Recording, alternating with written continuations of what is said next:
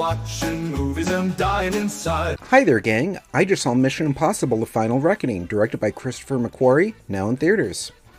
Picking up on the events of 2023's Mission Impossible: Dead Reckoning, as well as a few plot points from some of the other 6 Mission Impossible films, The Final Reckoning finds Tom Cruise's Ethan Hunt and company trying to stop the fanatical Gabriel from unleashing AI construct the entity on the world and plunging it into chaos.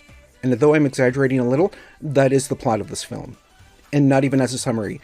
That is all the plot you're going to get in this nearly 3-hour film. The runtime is filled with close calls and sequences like tracking Gabriel down, a deep-sea dive to a sunken submarine, and an aerial battle.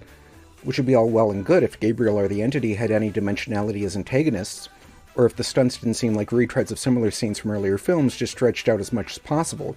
It also seems to drastically overestimate how much audiences are invested in the characters, particularly since a good number of them are newcomers to the series with a singular character trait and little else besides. There's never a feeling that any of the main cast are really at risk, despite this being the final film in the series, and despite how they really should not have survived some of their injuries.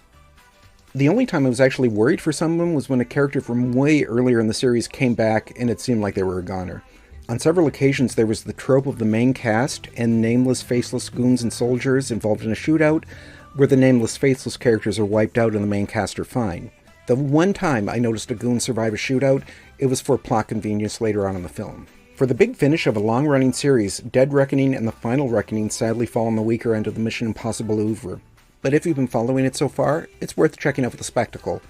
Just don't expect much else.